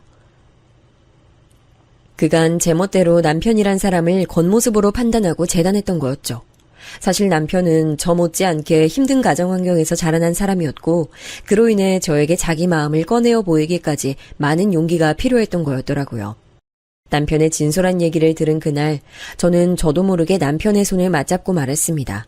그것으로 조심스러운 연애가 시작됐죠. 저희는 미천이 없었지만 서로만 보고 결혼에 골인했어요. 그야말로 아무것도 없는 저희 집안에서는 허락을 구하고 자시고 할 것도 없었고요. 문자라면 시댁이었는데 저를 마음에 안 들어 했다기보다는 탐탁지 않아 했어요. 이왕이면 집안에 도움되는 며느리가 들어왔으면 좋겠는데 굳이 이렇게까지 사정 어려운 사람하고 결혼해야겠니 너는? 어? 아이 형서가 엄마가 너무 속이 상한다. 엄마, 나 이 사람 정말 많이 사랑해요. 부디 너그러이 봐주세요. 정말 잘 살아볼게요. 시누이들도 저의 존재를 떨떠름하게 여겼고요. 반기지도 싫어하지도 않고 그저 어색하고 별로 달갑지 않은 느낌으로 저를 대하더군요. 시아버지께서는 이때 건강이 악화되셔서 요양원으로 가시니 마시니 하고 있을 때였네요. 어쩌면 그래서 제가 남편하고 더 반대를 안겼고 결혼했던 것일 수도 있어요. 그렇게 얼렁뚱땅 성사되었던 저희 부부 결혼과는 다르게 무척 요란한 경우가 집안에 생겼습니다. 그건 바로 남편 남동생인 저에게 서방님 되시는 분의 결혼이었는데요. 동서가 무척 잘 사는 집 딸이었기 때문이에요. 저희 같은 사람에게 소위 강남 출신이라는 건 다른 세계처럼 느껴지는 요소인데 동서가 그렇더라고요. 강남에 집이 있는 집안의 딸이었어요. 그런데 인상에 성격이 드세다는 게 보였고 성형을 여러 군데 한 게 딱 눈에 들어오더군요. 거울을 자주 보면서 자꾸 얼굴을 확인하는 점에서 외모를 엄청 신경 쓴다는 걸 알 수 있었어요. 동서는 뚜렷한 직업은 없었지만 집안이 잘 살아서 그냥 살고 있는 경우였어요. 저 같은 사람은 상상도 못할 일인 거죠. 참고로 서방님이 무척 잘생기셨습니다. 시부모님의 얼굴에서 좋은 점만 조합을 한 얼굴이에요. 동서가 서방님 외모에 반해서 먼저 교제를 청했다고 하더군요. 나는 못생기게 태어나는 바람에 고생 좀 했으니까 꼭 잘생긴 사람하고 결혼해서 자식 외모는 잘나게 낳는 게 내 목표였어. 어차피 돈은 우리 부모님이 가지고 있으니까 난 너무 능력 좋아서 잘난 척하는 남자보단 너처럼 얼굴은 잘났지만 능력은 부족해서 겸손한 남자가 좋더라. 그래? 칭찬해줘서 고마워. 나하고 만나주고 결혼해주는 것도 고맙고 내가 앞으로 더 잘할게. 시댁에 들어가려다가 우연히 건물 앞에서 서방님과 동서가 나누는 대화를 들었는데 내용이 좀 당황스러웠네요. 하지만 저와는 상관없는 일이라 여겼고 그대로 잊고 살았어요. 딱 봐도 동서는 기가 셌고 시어머니조차 눈치를 보시는데 제가 감히 활개를 칠 수 없으니 최대한 조용히 지냈네요. 접점을 안 만들려고 애를 쓴 거죠. 저와 동서의 유일한 공통점이라면 딸을 낳은 것 정도가 있겠네요. 제가 훨씬 먼저 낳았지만요. 서방님은 대릴사위 수준이었고 저희 부부는 입에 풀칠하며 살기 바빴으니 각자가 각자의 영역에서 그렇게 살았어요. 그러던 때 갑작스레 정말 허망하게도 남편이 세상을 떠났습니다. 한겨울이었는데 길바닥에서 심장마비를 일으켰어요. 어떻게 연락을 받았는지, 병원에 어떻게 갔고 장례를 어떻게 마쳤는지 놀랍게도 저는 거의 기억이 나질 않습니다. 극한의 충격과 스트레스로 뇌가 일정 기억을 지워버린 모양이에요. 남편의 영정사진을 멍하게 바라보던 저의 멱살을 시어머니께서 잡아 흔드셨던 건 선명히 기억이 나네요. 네가 내 아들 잡아먹었지. 애초에 너 같은 모자란 거 들이는 게 아니었어. 응? 너도 너를 속 닮은 네 딸도 전부 보기 싫어. 내 아들 잡아먹은 이 나쁜 것들. 제정신이 아닌 상태에서 막말하신 거였지만 제 가슴엔 비수로 박혔죠. 그 후로 정말 제겐 힘든 일 투성이었어요. 단지 힘든 일이라고 표현하기에는 너무나도 고통스러운 과정이었죠. 저희 친정아빠가 도박에 빠지셔서 빚만 1억 4천만 원을 졌습니다.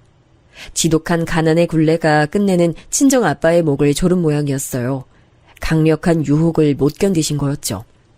엄마는 너무 충격이 크셨는지 뇌졸중으로 쓰러지셔서 수술을 받으셨고요. 그 모든 과정, 거기에 드는 비용, 남겨진 빚, 이런 것들이 제 숨통을 조이는 족쇄가 됐습니다. 어린 딸아이 하나 건사하기도 벅찬 저에겐 마치 지옥과도 같은 상황의 연속이었어요. 그러다 보니 어느새 딸아이 생일이 온 것도 모르고 제가 일을 하고 있었더라고요.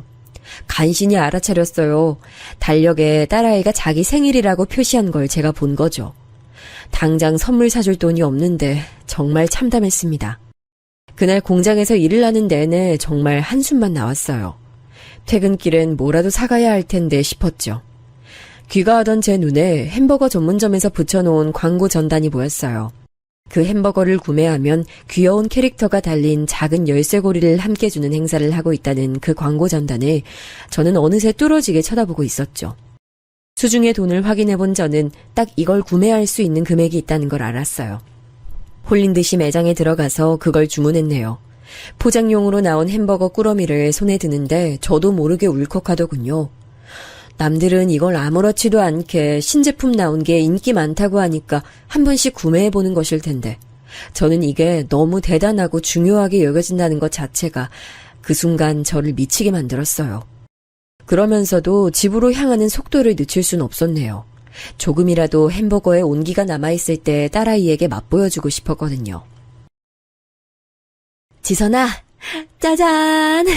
엄마가 뭐 사왔게? 이거 봐라. 엄청 귀여운 열쇠고리 사왔다. 우리 딸 생일 축하해. 열쇠고리?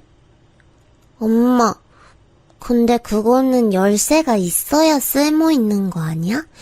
나는 열쇠 없는데. 그거 말고 다른 걸로 주면 안 돼?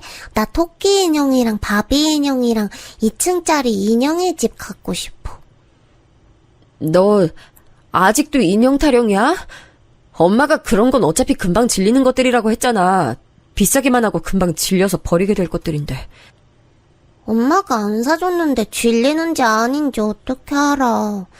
나는 태어나서 내가 갖고 싶은 인형 가져본 적도 없어. 혜진이 나보다 아직 애기인데 인형 엄청 많아. 맨날 손에 들고 있는 인형이 바뀌어. 혜진이네하고 우리 집하고는 상황이 다르니까 어쩔 수 없어. 인형이 그렇게 가지고 싶었어? 엄마가 미안해. 다음엔 꼭 우리 지선이가 원하는 인형으로 사다 줄게. 그보다 이거 식기 전에 얼른 먹어. 엄마가 맥도날드에서 최고 맛있는 햄버거 사왔어. 햄버거? 맥도날드? 맛있겠다. 엄마, 근데 혹시 케이크 없어? 나 생일 촛불 후 부는 거 하고 싶은데. 생일날에 케이크에 촛불 꽂고 소원 빈 다음에 후 부는 거라고. 놀이터에서 만난 언니들이 그랬어. 나는 소원 어떻게 빌어, 엄마? 아무렇지 않은 척 햄버거 포장지를 까주고 있었지만 딸아이의 말에 저는 얼굴이 후끈거렸습니다. 햄버거 위에다가 생일 초라도 켜주고 싶은데 집에 그것마저도 없더라고요. 생전 생일 케이크를 할 일이 없으니 집에 그런 것들이 아예 없는 거였죠. 딸아이가 먹기 좋도록 가위로 햄버거를 4등분해서 잘라줬는데 그러면서 제 가슴도 찢겨나갔어요. 딸아이가 제 얼굴을 빤히 쳐다보더니 아무 말 없이 그걸 집어먹기 시작했거든요. 갖고 싶은 거, 원하는 것을 때를 써봐도 이뤄질 리 없다는 걸 인지하고 체념한 듯 보면서 그게 정말 제 가슴을 찢어 발견했어요. 딸아이는 조용히 햄버거를 먹으며 열쇠고리를 만지작거렸는데 그때 제가 아차 싶었습니다. 그 열쇠고리에 붙어있는 비닐에 맥도날드 로고가 새겨져 있었거든요. 따로 구매하는 상품이 아니라 누가 봐도 맥도날드 증정품임을 알 수 있는 증거였습니다. 딸아이도 그 부분을 빤히 들여다보고 있었어요. 하지만 아무 말도 않고 햄버거를 마저 먹더군요. 근데 엄마 안 먹어? 엄마는 햄버거 없어? 응? 아니야. 엄마는 밖에서 많이 먹고 들어왔어. 우리 지선이만 맛있게 먹으면 돼. 나 이제 배불러서 그만 먹을래. 햄버거 그만 먹고 싶어. 왜? 더 먹지 않고. 아직 2조각이나 여기 남았잖아. 지금 먹기 싫으면 이따가 마저 먹어. 엄마가 이거 잘 밀봉해 놓을게. 아무 때나 먹을 수 있는 햄버거도 아닌데 이런 기회에 잘 먹어야지. 딸아이가 남긴 햄버거를 챙기면서 무의식적으로 중얼거린 저는 이내 한숨을 내쉴 수밖에 없었네요. 아무 때나 먹을 수 있는 게 아니라느니 딸아이 앞에서 그런 표현을 쓰고 싶었던 건 결코 아니거든요. 제가 변명이라도 해보고 싶었는데 딸아이가 어깨를 축 늘어뜨린 채로 자리를 뜨는 모습에 말문이 턱 막히고 말았습니다. 한 손엔 증정품 열쇠고리를 쥐고 다른 한 손으로는 기증받은 동화책을 넘겨보며 구석에서 그렇게 조용히 시간을 보내는 딸아이를 지켜보는 제 심정을 말도 못하게 참담했죠. 지금도 이렇게 막막한데 앞으로 1년, 2년 더 지나면 어떻게 될까? 그때가 됐다고 뭔가 상황이 나아지고 해결이 될까? 하늘에서 돈벼락이 떨어지지 않는 이상 절대 불가능하겠지. 지선이가 학교 다니면 이제 친구들하고 확연히 사는 수준이 비교될 테고 사교육도 어려우니 학업도 뒤처질 테고 그렇게 남들보다 못한 출발선에서 인생 시작했다는 걸 지선이도 점점 알 텐데 나는 왜 잘난 인생도 아니면서 뭘 물려주려고 아이를 낳았을까? 내가 무슨 오만으로 그리 굴었을까? 제 자신에 대한 혐오가 치밀어 올랐어요. 간신히 버텨왔을 뿐 저는 내내 정신적으로 지쳐 있었던 상태였기에 점점 걷잡을 수가 없었죠. 둘도 아니고 딱 하나 있는 내 새끼 생일날에 번듯한 선물 하나 사줄 수 없는 부모.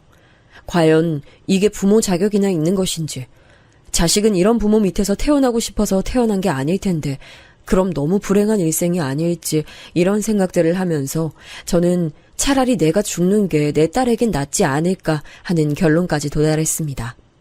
저 같은 엄마는 영특한 제 딸아이의 인생에 앞으로 걸림돌로 작용할 것만 같았어요. 침대 하나 없이 바닥에 이불 깔고서 곤히 잠든 딸아이의 인생은 이 좁은 공간보다 부디 큰 세상이기만을 바랐습니다. 이때 제가 너무 정신적으로 우울하고 피폐했어요. 어린 딸을 보며 어떻게든 힘을 내고 견뎌내야 하는데 자꾸만 구겨진 햄버거 포장지가 제 눈에 들어왔죠. 딸아이 생일날 간신히 햄버거나 사주면서 맥도날드의 인기 제품이라는 소리나 하는 제 처지가 초라하고 볼품없었습니다. 공장에서 일을 하는 동안에도 제 기분과 마음은 공허하게 어딘가로 떠나 있었죠. 휴게 시간을 이용해 바람을 쐬고 싶어서 근처 빌딩에 올라가 본 저는 무심코 그 난간 앞에 서서 빤히 아래를 내려다봤습니다.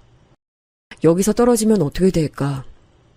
아플 거란 생각보단 자유로워질 거란 생각이 훨씬 앞서더군요. 아, 이러면 안 되지 싶어서 얼른 발길을 돌렸었습니다만 저는 그 후로도 자꾸만 그 빌딩의 꼭대기를 오며 가며 올려다봤어요. 심적으로 기대고 의지할 데가 없어서 위태했던 그때 저는 시댁에서 연락을 받았습니다.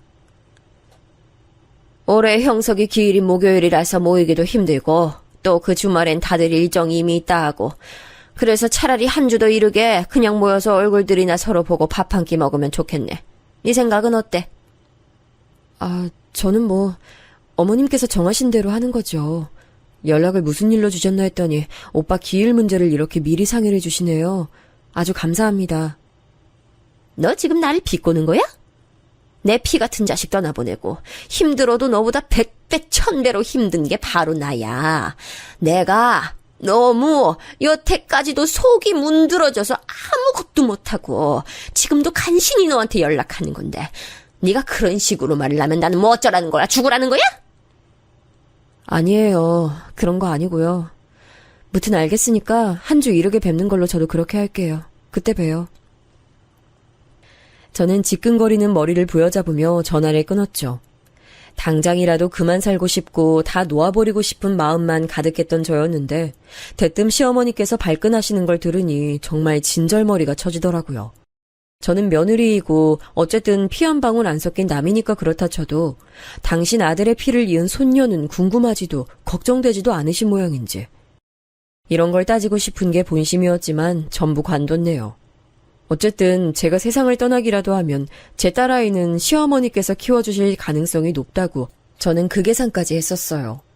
시댁에는 동서라는 돈줄이 어쨌거나 있었기 때문에 제 친정보다야 현실적으로 사정이 나았으니까요. 저는 오랜만에 시댁으로 가는 김에 그때 동서를 본다면 대화를 잘 나눠봐야겠다는 생각을 했습니다. 개인주의가 강하고 성격도 별로인 동서지만 어리디 어린 자기 시조카를 어여삐 봐줘서 속으로 도와주고 싶다는 마음이 들지도 모르는 일이잖아요.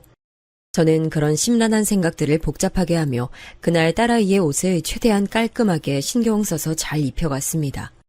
시누이들이 저를 보자 떨떠름한 표정을 하며 눈짓으로 인사해줬고요. 저는 고개 숙여서 꾸벅 인사를 올린 것과 상반됐네요. 이윽고 시어머니께서 다가오셨죠. 너 이제 왔니? 그래. 지선이도 왔구나. 우리 지선이는 갈수록 자기 엄마만 쏙 빼닮아가네. 어찌 이렇게 외탁을 했을꼬? 어머님, 아이 보시자마자 그런 말씀하시는 건 아닌 것 같은데요. 저희 아이 오빠랑 저를 골고루 닮기도 했고요. 얘는 참 무슨 인사치레 한 번을 못하게 하니. 아이 콧대 높게 도도하게 굴어야 할 며느리는 정작 따로 있는데 왜 얘가 이러는 거야? 아유, 난 참 이해가 안 된다. 아이고, 우리 형석이가 어쩌다 이렇게 초복이 박복했는지. 시어머니께서 그렇게 말씀하시는 게 너무 기가 막혀 저는 그저 쓴웃음만 지었어요. 제 앞에서 그런 말씀을 하셔서 당신이 얻는 이득이 뭐라고 그리 구시는지 정말 알 길이 없었네요.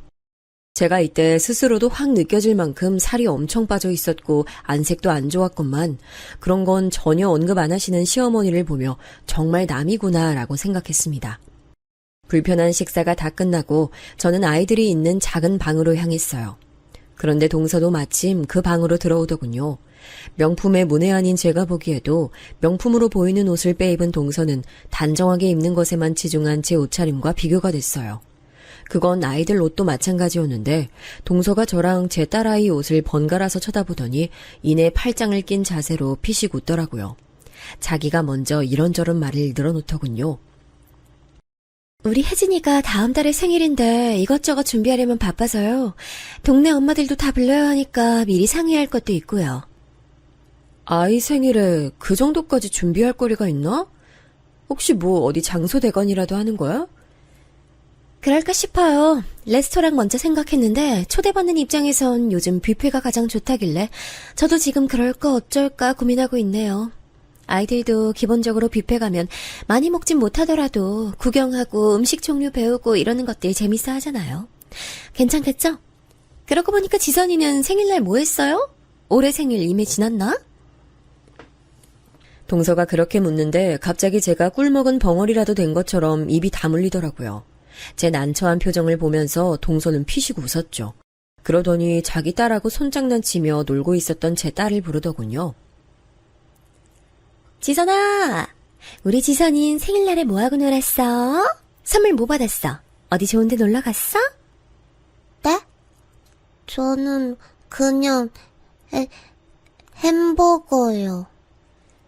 당황한 딸아이가 얼버무리듯이 그렇게 대답해버렸고 동서는 기가 막히다는 눈빛으로 그러면서 인매는 웃으며 저를 바라봤습니다.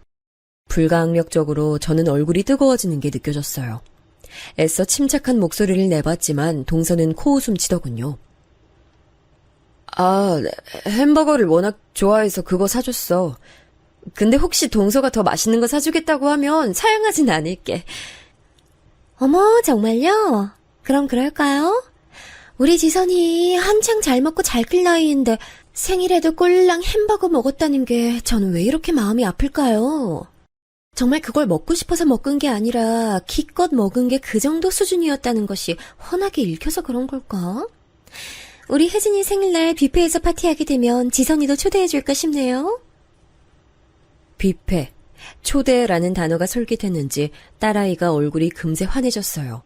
그걸 보니 제 심장이 철렁 내려앉더군요.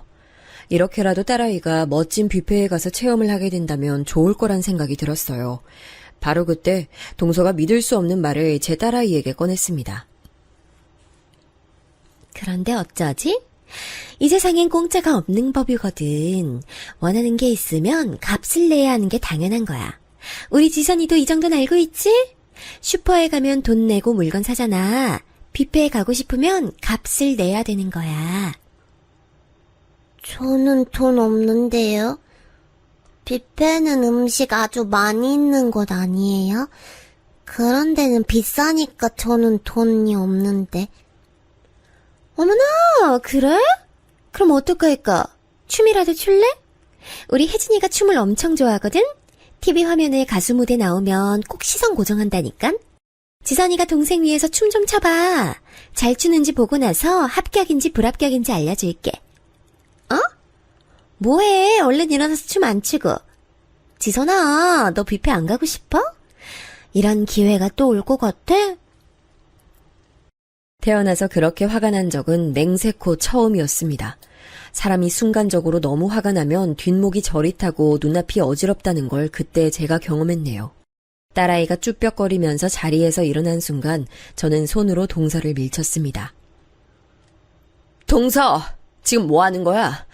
지금 나랑 아이를 조롱하는 거야? 집안에 돈 좀 있으면 다야? 그러면 사람을 이렇게 낮잡아보고 무시해도 돼?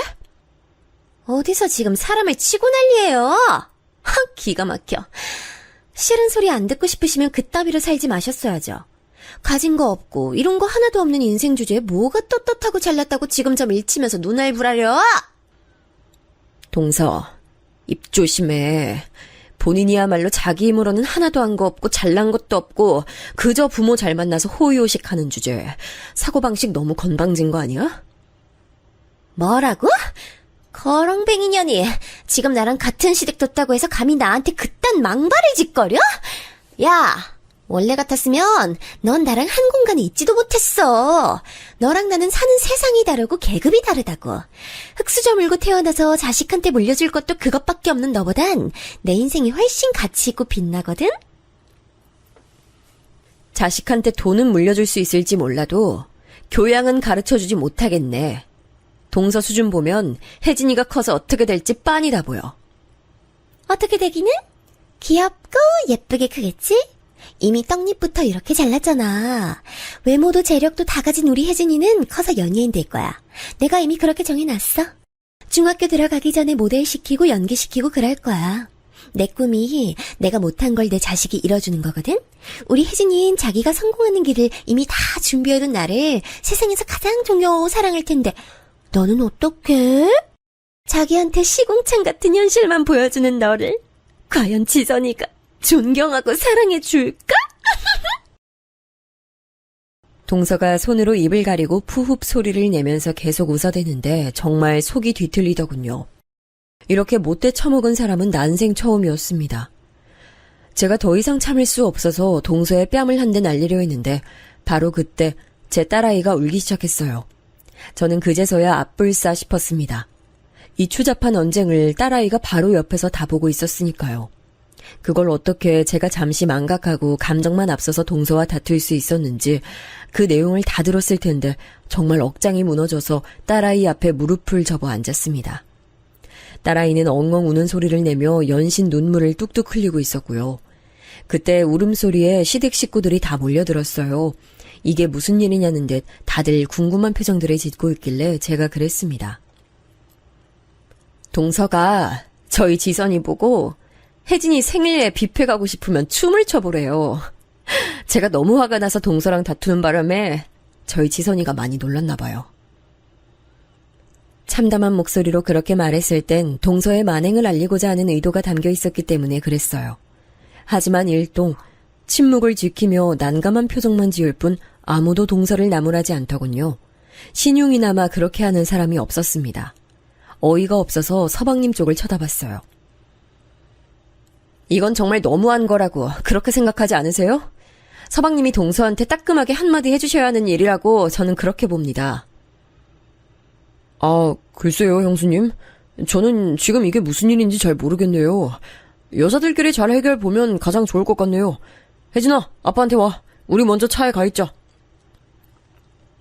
서방님은 굉장히 곤란하다는 듯이 저하고 눈도 못 마주치고 그렇게 말씀하시더니 시조카를 챙겨서 후다닥 가버리셨어요.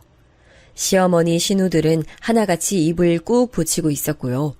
그 면면들을 확인한 제가 딸아이를 품에 안아들었습니다. 속에선 울분이 치밀어 올랐는데 희한하게 심장은 얼어붙은 느낌이었어요. 더 이상 이곳에 있을 필요성을 못 느꼈어요. 딸아이는 울면서도 제 목을 꼭 끌어안았고 제 어깨에 얼굴을 묻었죠. 이런 내 새끼를 두고 내가 대체 무슨 허망한 생각을 품었던 걸까 싶어서 처절한 반성을 했습니다. 오빠 기일은 앞으로 알아서 챙길게요.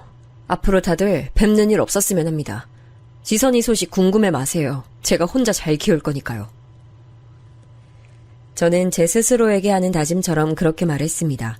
시어머니, 시누이들이 이런 건 예상하지 못했는지 당황한 낯들이 됐는데 그때 제 뒤에서 동서가 웃음이 가득한 목소리로 이렇게 말을 하더군요.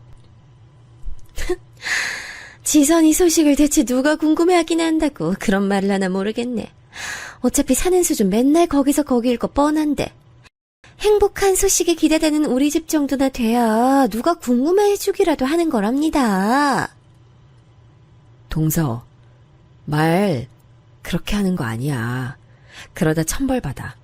반드시 후회할 일 생겨. 와, 하마터면 무서울 뻔했네요. 근데 어쩌죠? 형님처럼 쥐뿔 뭣도 없는 사람이 그러니까 전혀 안 무서운데요? 그 못된 말소리에 저는 몸에 힘이 풀릴 뻔했지만 용케 버티고 섰습니다. 왜냐하면 제가 품 안에 딸아이를 들고 있었으니까요. 제가 넘어지면 딸아이도 넘어지는 것이었어요. 동서의 망발에도 찍소리 하나 참견 못하고 죄다 꿀먹은 벙어리들이 된 시어머니와 시누이들을 지나쳐 저는 시댁을 빠져나왔습니다. 차가운 밤 공기가 제 얼굴을 스쳤는데 앞으로 제게 닥칠 앞날이 차가울 수밖에 없다는 걸 말해주는 것만 같았죠. 그러나 저는 품에 안은 따뜻한 딸아이의 체온을 의지해서 앞으로 나아갈 수 있었어요. 무겁지도 힘들지도 않더군요. 엄마가 미안해. 이런 일 겪게 해서 정말 미안해. 그리고 엄마가 이제 2번 다시 나약한 모습 우리 딸한테 안 보일 거야. 엄마가 앞으로 더 강해질 거야. 집으로 가는 내내 저는 그렇게 딸아이를 향해 끊임없이 중얼거렸습니다. 그날 밤 곤히 잠든 딸아이의 얼굴을 어루만지며 저는 동서를 향해 복수를 다짐했어요. 그 모욕적이고도 천박했던 동서의 망발, 반드시 이번 생에서 갚아주겠노라는 다짐이었네요. 이 수모를 저는 잊지 않을 작정이었습니다. 결코 잊을 수도 없었지만요. 그러기 위해선 절대로 죽을 수 없었죠. 아등바등 딸아이와 버텨가며 하루하루 최선을 다해 살아갔어요. 그러면서 제가 늘 잊지 않았던 것, 그건 바로 제 딸아이를 조롱한 동서에게 갚아주겠다는 것이었어요. 동서의 말 맞다나 가진 것도 이룬 것도 없는 제가 맞설 수 있는 수단이 뭐가 있었겠나요? 계란으로 바위치기나 다름없었죠. 하지만 저는 희망을 잃지 않았어요. 왜냐하면 동서가 자기 딸을 연예인시키고 싶어 한다는 사실을 저는 알고 있었으니까요. 그렇다면 무조건 발목을 잡을 수 있을 거라고, 기회가 찾아올 거라고 믿었습니다. 동서 같은 사람이 이용하는 비싼 카페나 식당을 제가 이용할 수는 없었지만 그런 곳에서 일을 할 수는 있었죠. 어차피 일을 해서 돈을 벌어야 한다면 일석이조의 효과를 얻으면 좋겠다는 생각으로 저는 늘 철저하게 움직였습니다. 승윤아, 홀서빙 더느라 힘들지? 이거 주방에서 남은 과일인데 먹으면서 일해. 근데 내가 저번에 사진 보여줬던 그 손님 오늘도 안 왔어? 아니요? 오늘 왔어요. 와, 근데 언니 말대로 그 손님 엄청 싸가지 없던데요? 갑질 장난 아니에요. 누가 보면 재벌이라도 되는 줄 알겠어요. 그래? 서빙하는 너네한테 갑질을 부렸다는 거지? 무슨 일인지 나한테 자세하게 상황 설명 좀 해줄 수 있을까? 주방일, 정원관리 등 보이지 않는 뒷면의 파트에서 저는 일을 했지만 눈과 귀는 바깥에 뒀어요.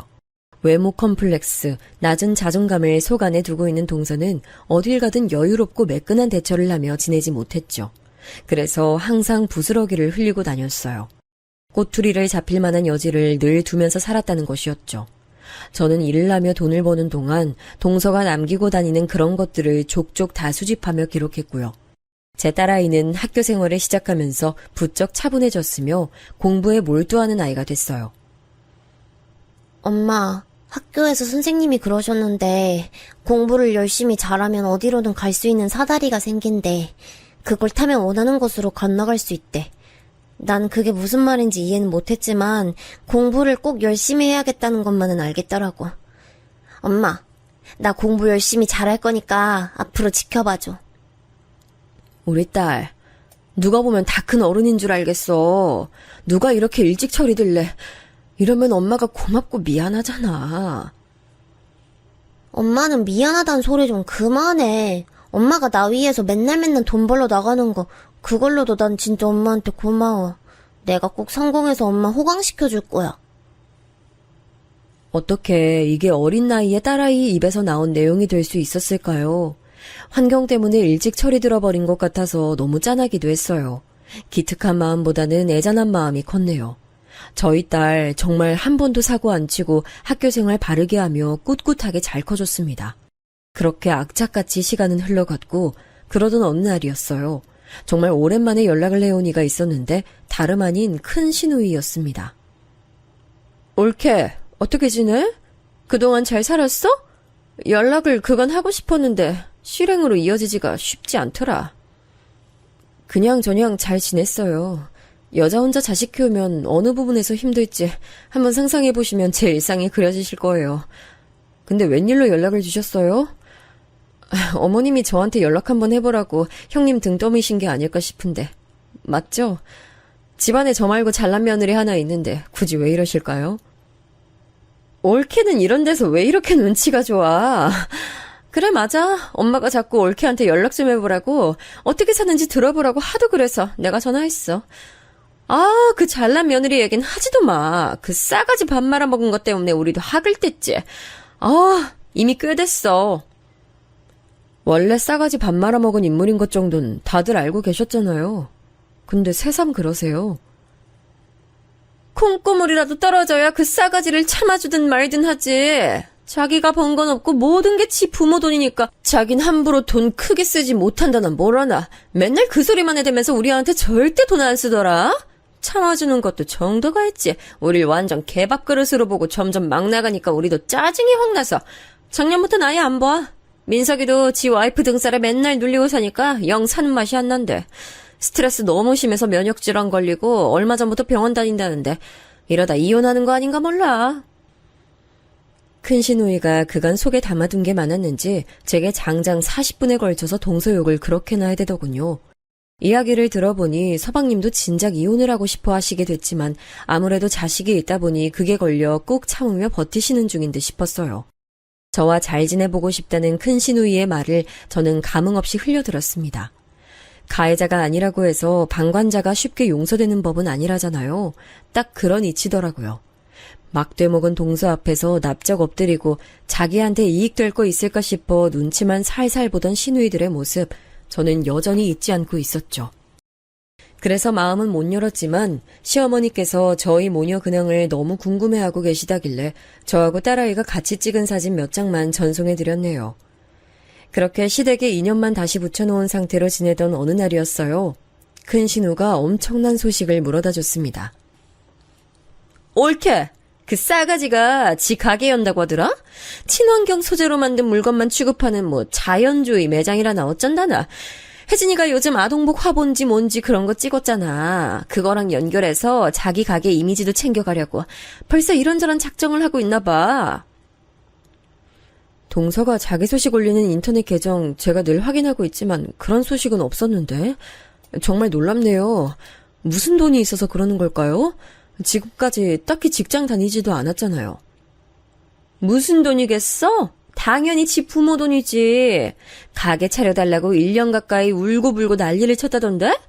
민석이 말로는 이거 장사 말아먹으면 2번 다시는 국물도 없다고 카드도 정지시켜버릴 거라고 아주 엄포를 놓았다고 하더라. 부모의 재력으로 아주 폼나는 가게를 차리게 된 모양이었어요.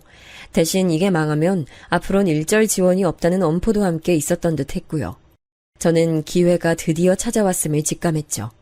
그래서 동서 가게가 개업하기만을 학수고대했어요.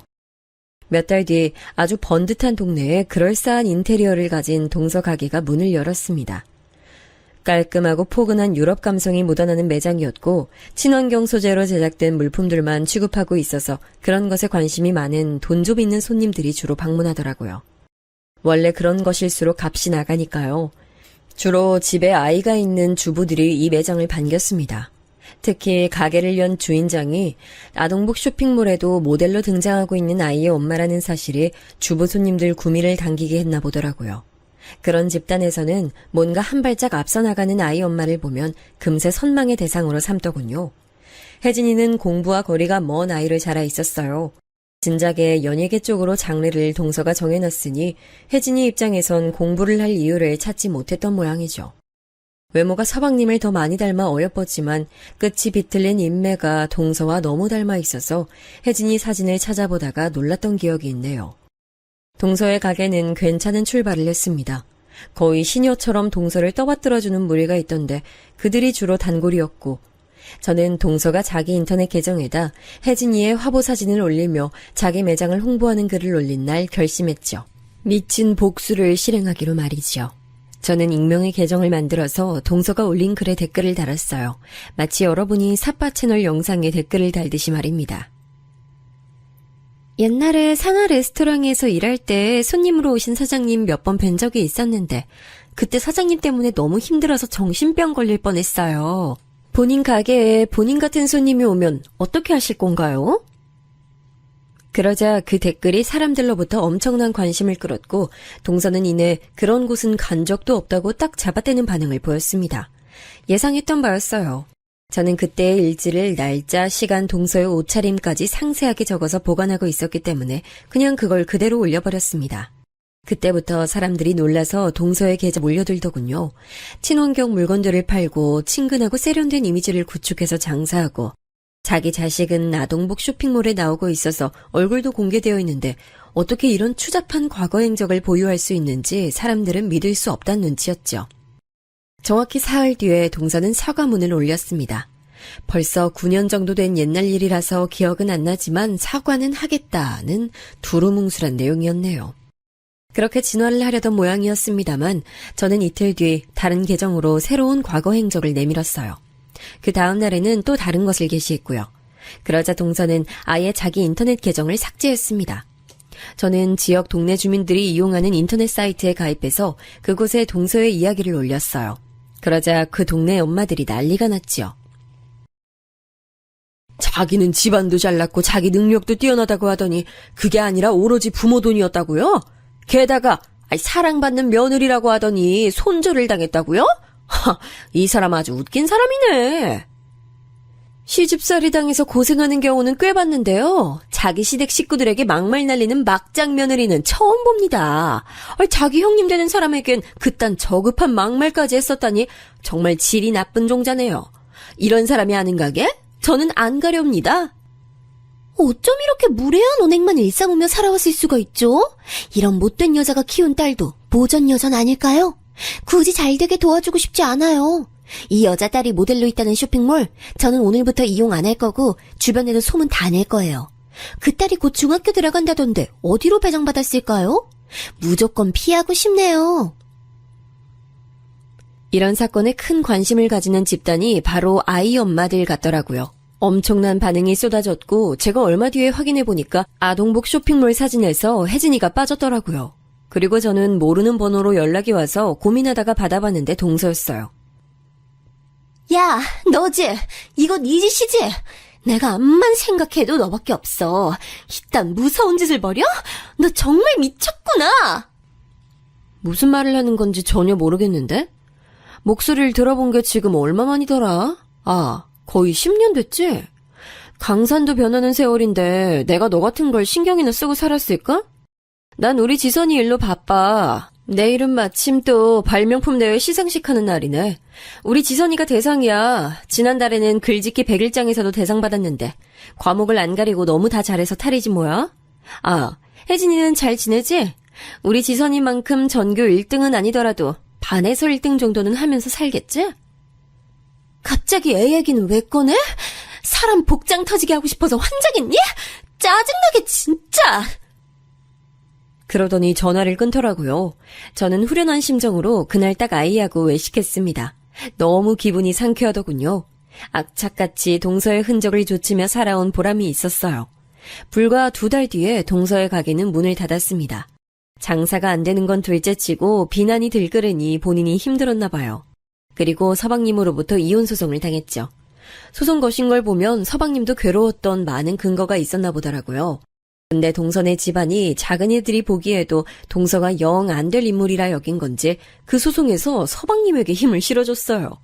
결과적으로 이혼했고 서방님은 집이며 재산 반까지 챙겼고요. 동서는 혜진이와 함께 자기 친정에 들어가 살게 됐습니다. 자기 부모는 물론 조부모까지 함께 있는 그 집으로요. 저는 오랜만에 마주한 시어머니로부터 그 얘기를 들었답니다.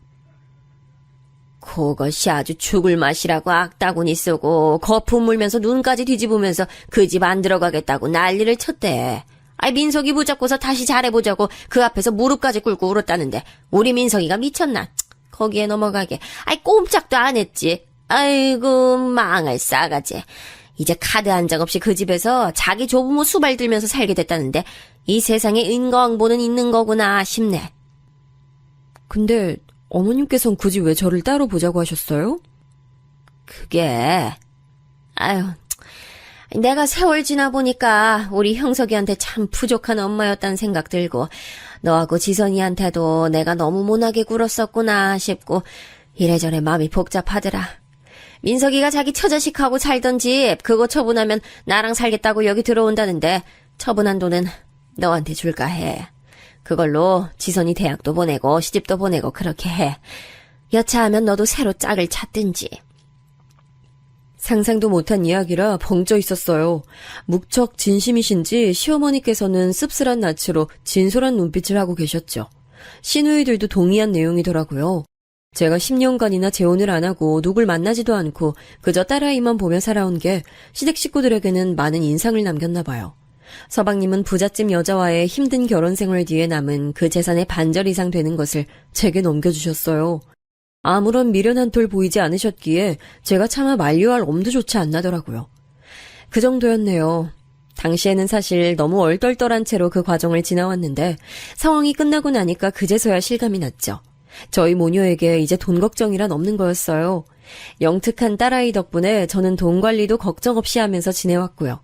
공부를 무척 열심히 잘하는 딸아이지만 다른 하고 싶은 꿈이 생기면 언제든 그걸 향해 달려가라고 저는 조언합니다. 저희 딸아이에게는 발목 잡힐 과거 따위 없으니 유명인이 되든 어쩌든 상관없으니까요. 앞으로 저희 모녀가 남은 날들을 무탈하게 잘 지내도록 바라봐 주시면 고맙겠습니다.